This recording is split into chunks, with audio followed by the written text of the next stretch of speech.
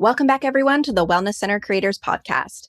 I'm Kendall, and I'm personally inviting you to the 2026 Wellness Center Creators Retreat, a 4-day immersion into restoration, strategy, and next-level growth happening September 22nd through 25th in beautiful Vancouver, Washington. Here's the real magic. You won't just learn, you'll experience. Transformational tools alongside other wellness leaders who get it. Community, clarity, and collaboration all in one place. Pick a track that meets you where you are, whether you're just blooming or ready to grow big and bold, and walk away with actionable systems, strategic coaching, movement sessions, spa experiences, and a game plan for the year ahead. Payment plans are available, and trust me, this is the kind of investment that pays you back tenfold. Head to wellnesscentercreators.com/retreats for all the details, and let's make 2026 the year you lead with clarity, ease, and exponential impact. Before we get into today's episode, I'd like to take a moment to chat about our sponsor, Jane, a clinic management software and EMR. Your evenings and weekends should be spent with loved ones, not chasing down your patients and clients for payment. That's why Jane has designed a secure payment solution that helps reduce the amount of time you spend manually following up with patients. Clients can save their credit card details and insurance policy information securely through your intake form, which can then be conveniently processed after your time together. And if they've got an outstanding balance, you can send a payment request via email or SMS that allows your patients to pay off their balance online from the comfort of their homes. To see how Jane can help you reclaim your after-work hours, head to jane.app to book a personalized demo. Or if you're ready to get started, you can use the code WELLNESS1MO at the time of sign-up for a 1-month grace period applied to your new account.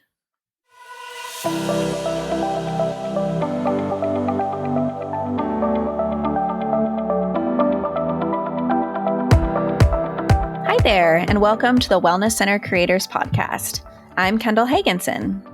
And I'm Anna Rudell. We're thrilled to have you join us on this journey of creating innovative, patient-centered wellness centers. As experienced health and wellness providers, we've seen firsthand the challenges of delivering comprehensive, holistic care to our patients. That's why we created this podcast, to share the knowledge, strategies, and insights we've gained from our own experiences and from connecting with experts in the field. Each episode, we'll dive into a different aspect of building and growing a successful wellness center, from developing a strong multidisciplinary team to implementing cutting-edge technologies and treatment approaches. We'll also share practical tips, resources, and real-world examples to help you overcome common obstacles and streamline your processes.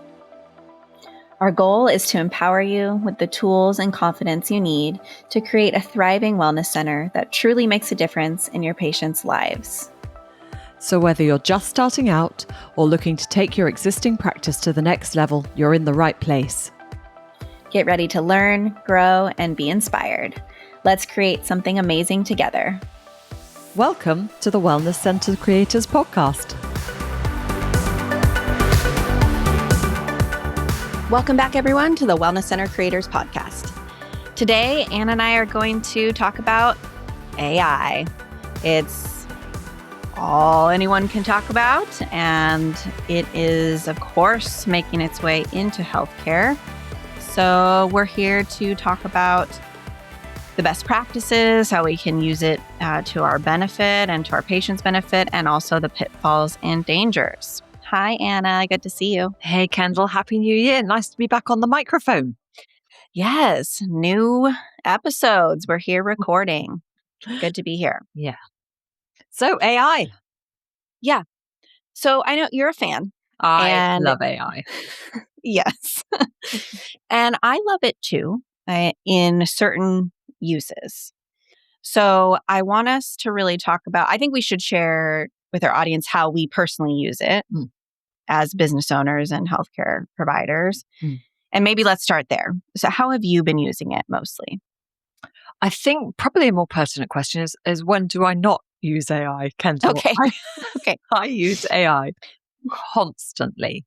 And I think it's probably because for me, it helps level the playing field as a neurodiverse person. I don't find linear thought or process-driven thought particularly, it doesn't come easily to me. And so when I Right. can pick up an agent and talk to the agent and discuss things through and iterate and reiterate my thought processes, I get clarity in a matter of hours versus weeks or months. So for me, Sure. as a business leader, it has changed my life and my business. Absolutely. So some of the ways that I know that you use it are to record meetings and, create agendas. You ask questions about, maybe summarizing things or planning things. Like you're using ChatGPT At the specifically and moment, I Fathom. am. I use, Fathom records everything. So that just takes time out of having to make notes constantly. Right. And that makes sort of coaching sessions much easier and Mhm. any kind of group meeting much easier. Even meetings with the school, Kendall, makes easier. The teachers love it. Any meeting, Yeah. right? Because you can be more present with the person that you're in front of. And that's the argument for AI scribe for healthcare providers is, in psychotherapy, we typically don't take many notes during the session. And it's a lot of, remembering the session and then note taking afterwards. Other clinicians take notes during the time with the patient. And so the AI scribe options allow, to just be with the patient and not have to worry about taking those notes. Are you all using AI scribe? So it's really interesting because as much as we use it on the back end of the office, I am getting a very low compliance on the front with the practitioners. They do not Yeah. like using it at all. Yeah. I agree. And I think honestly, it's just about the fact that it's a change and a new system to use. The AI scribe that we're referring to is within Jane, and they have that scribe feature. A lot of EHRs have the AI scribe feature now. And then there's third-party programs that do it as well. But though in Jane, AI scribe is very safe and it doesn't store the information or make memories about the patient or anything like that. And as much as we explain that to team members, there's still a general resistance to wanting to use it unless, like we've had situations where physically for the provider, they need some assistance for whatever reason. There's an injury or they're having, chronic pain or something. And it's been a wonderful option. And they've decided that, it's really helpful to them to not need to be typing or writing. Is it mainly a compliance or a safety thing that worries your practitioners, or is it the fact that it's a few different steps? I think that it's additional steps. Yeah. And people get used to doing it the way they're doing it. And they just feel like, oh, I don't need to do something different. This is working for me over here. But if they tried it for, I would say like, try it for a week and really see, like, does it change your workflow? So, our physicians are dipping their toe into it and some of our therapists. But generally, I think people like to continue what they're currently doing. Yeah. Yeah. If I was our still experience. seeing therapy clients, I would be using it. Oh, for sure. Who wants to For take sure. notes? Well, and there's also the aspect of like, I've been a therapist for 12 years, I suppose. And I already know how to write the notes, so we also put some boundaries in place for newer therapists on our team or interns. Like we want them to learn how to write clinically. It's really important that they know how to write clinically. So we're not going to set them up with AI scribe right out the gate out of school. And I think that's one of the best practice considerations, I would say, is we do want to know how to do it properly. But for us, more seasoned clinicians we've done the notes, we've learned how to do them, and at a stage where it's a time saver and an energy saver. And, I definitely support that. Yeah, absolutely. I wish I could get my crew to adopt it across the board because I think it would make our notes more compliant in so many ways, and they could save themselves such a lot of hassle. And really, if you're an insurance-based practice and you can Mhm. teach the AI scribe exactly how you need the notes, it's really important. Like when you consider audits for insurance, that the notes are just more consistent and passing those audits. So it's something to consider with the EHR you're using. So I think for like best practices as business owners, obviously both of us are using it for, recording meetings and summarizing notes and helping kind of reduce some of that prep time stuff of, meeting agendas and things like that. I think also in the realm of content creation, when we get into marketing, is also one of the better uses of AI for business right now is going to be in the realm of marketing and content Mhm. creation. Are you guys using it for that? Oh, yeah, a lot, a lot. We use it across the board actually in the back end of the business. We use it for sort of content creation around our manuals and around docs and SOPs and the whole 9 yards. But one Yeah. of the ways I'm quite excited about that we started using it with the last round of hiring, and that Hmm. was I started bringing in different data points and asking AI to synthesize data from various places. So, for example, an applicant's disc assessment, plus what they responded on the sort of more in depth Google form, plus their resume, plus feedback from the initial phone interview, plus feedback from the formal interview. And I kept having AI cross reference and cross check and come up with areas that the candidate might need extra support, or where are the green flags, where are the red flags in the interview process, and what to really drill down on as we continue through the process with that potential candidate. And I feel like hiring through that has become less based on personal feedback and more on data sets, which I really appreciate that.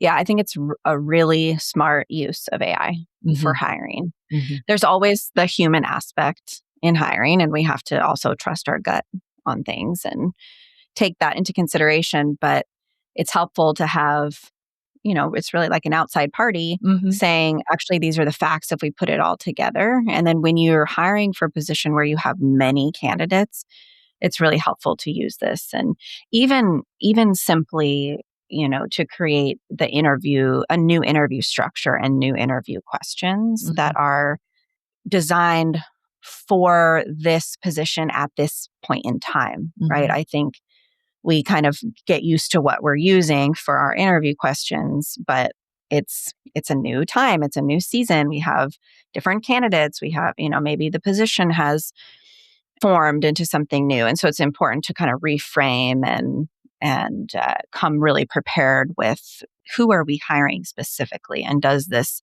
interview structure and do these questions match that to help us find the right candidate. Exactly, exactly. And then once you've gone through all that, if you have a top two or a top three, you can then do a side by side, which is just so helpful. I love it. So I just ordered a client recommended. Have you heard of Plod? PL. Plaud? No. Okay. So a client recommended this the other week and I ordered it, and I am not being paid by them anyway.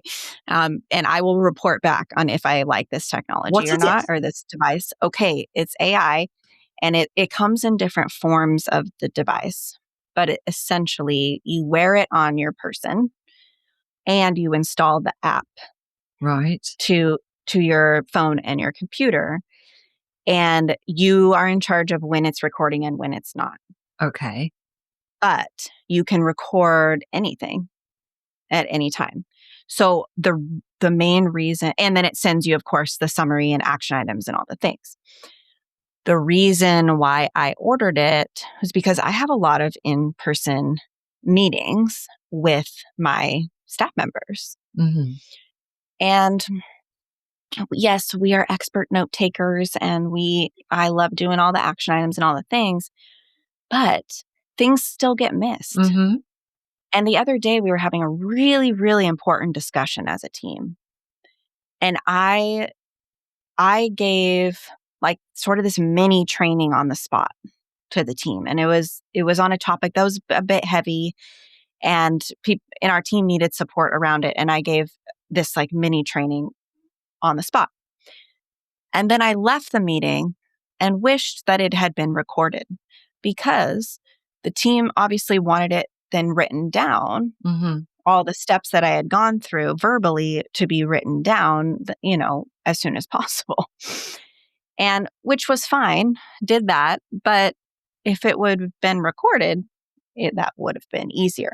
And instead of trying to have my computer out Mm-hmm. for those in-person meetings and trying to record with another platform, or have it basically brings it to one device, right? Instead of like using the Zoom AI and another platform, and then you go over here and you use this one on your phone, like it brings it to one. So that's what I think it's supposed to do. Oh, it's very exciting.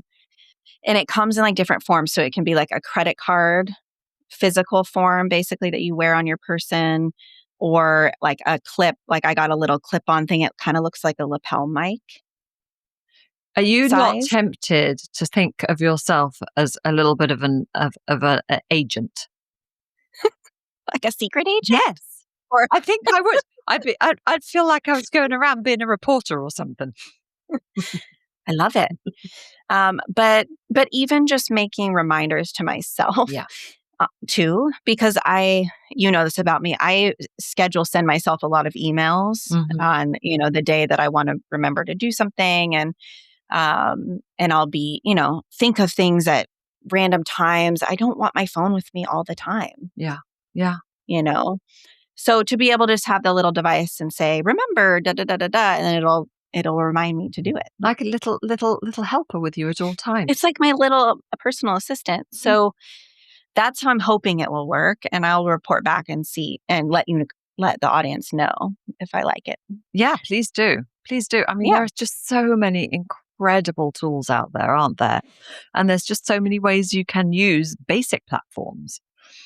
Yes. Yes. We do encourage, the basic use of it in business and in healthcare. Mm-hmm. Let's talk about some of the dangers, though, because particularly in healthcare, and this is why we're seeing some pushback from our teammates and pushback in the field. As a psychotherapist, my biggest issue are the AI therapy companies Mm-hmm. and people using AI as their therapist. Mm-hmm. I mean, the obvious reason, right, would be that it's not a human being on the other side. But what people don't think about is that, like legally, right, if you think every state in the United States, you can't even call yourself a therapist unless you have a license to practice therapy, right? These AI agents don't have a license to practice therapy. They didn't pass the exams. They didn't do all the things, right? So, I saw this ad the other day for this AI couples therapy company, and they're calling it couples therapy. It's like, you're not a therapist, though. No. Right? So where I see it like sort of working for people is in this basic like CBT realm, where people have, slight anxiety, or they're worried about something. And then the AI is going to say, it's going to be okay. You're amazing. Keep going. Like, you got this. You're a rock star, right? Great. That's not therapy, right? The agent, what we're seeing happen that's been detrimental is that AI is just agreeing with the person using it. So then if you have someone using it who has suicidal, homicidal thoughts, and the AI is now agreeing with them that their lethal thoughts are in the best interest of everyone, right? There are actual these things are happening where people are dying, and it's incredibly dangerous. So I have a really, really big issue with it being used as a therapist or, as therapy. And I get curious what you think as an acupuncturist, Mm-hmm. right? The idea of a humanoid robot Mm-hmm. doing acupuncture, Mm. because it will happen in our lifetime. Whether it does or whether it doesn't, I cannot imagine a person wanting a robot to put a needle into them without that feedback from that human. But You would think, I would think, no, I've seen the massage ones, but I do draw the line at filiform needles going into right? patients. It sounds insane. It sounds insane. It sounds insane. However, people will try it, right? If it was an option, people will try it. And that's what I mean with like the psychotherapy part of it, is like, to me, it's absolutely insane Mm. to let a computer act as your therapist in any real sense of the experience of it, right? Mm. Trauma therapy cannot be done that way. Agreed. Right. Agreed. I do know. think, though, I do think, to develop the idea a little bit further, I do think that there is a place, though, for those who are interested in following through some of their thought patterns or their feelings or whatever, and asking AI to identify a pattern or Mhm. recurrent themes throughout. Sure. So it's almost like journaling, right? But with some Yeah. feedback. I'm curious how you educate your practitioner or your providers and your patients on the pitfalls of using AI, and whether that's an uphill battle at this point.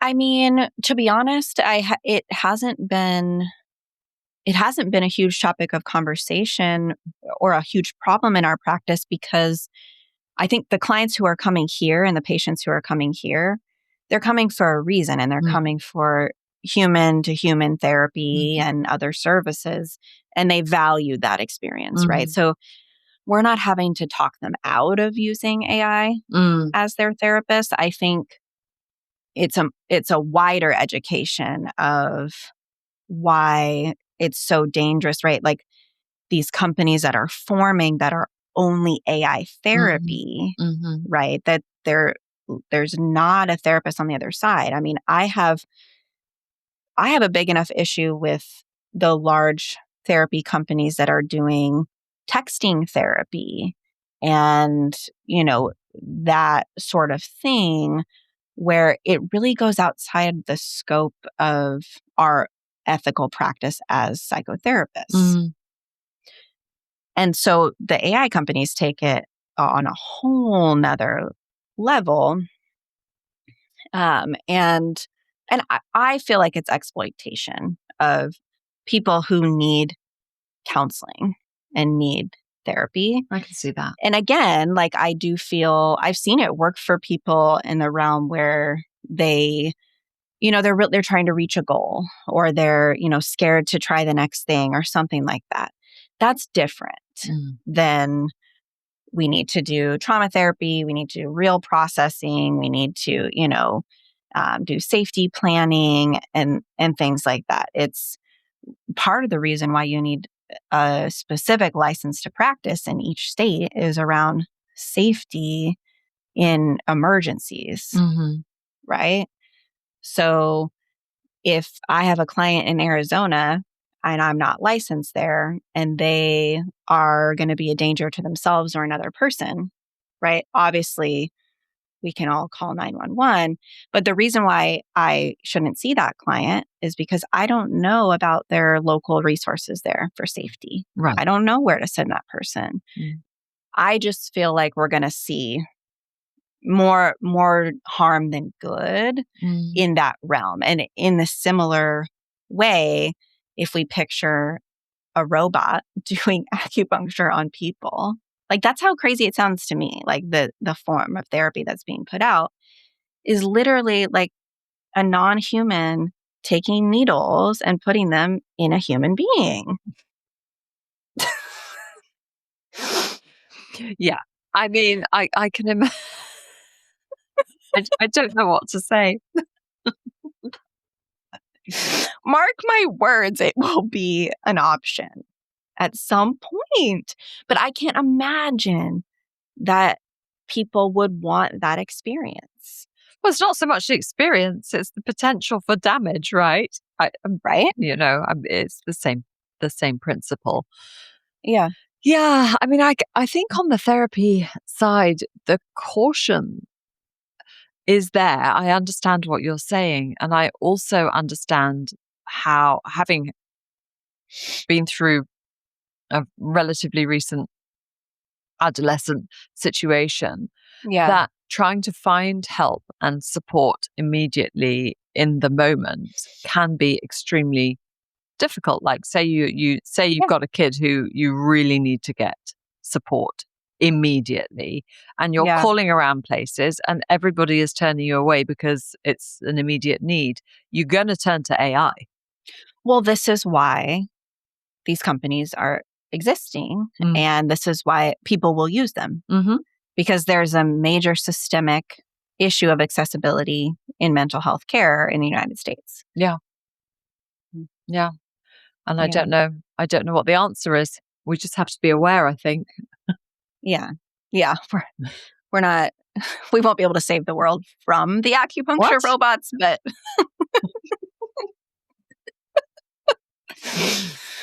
in summary, we do love AI, and we're using it for good, not evil, of course, is our recommendation. And if you have questions about how we're using it as business owners or certain programs and platforms that we love, feel free to email us anytime at Kendall@wellnesscentercreators.com. And we'd love to answer your questions.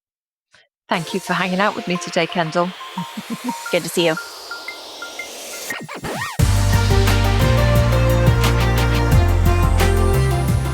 Thank you for tuning in to the Wellness Center Creators podcast. We hope you found this episode informative and valuable. If you enjoyed the show, please consider subscribing and leaving a rating and review. Your support helps us reach more health and wellness professionals like you. For additional resources, show notes, and more episodes, visit our website at wellnesscentercreators.com. We'd love to connect with you and hear your thoughts, experiences, and questions. Feel free to reach out to us through our website or social media channels. Once again, thank you for listening. We appreciate your dedication to providing exceptional patient care. Join us next time as we continue exploring the world of wellness center creation. Until then, take care and keep making a difference. Thanks for listening to the Wellness Center Creators podcast.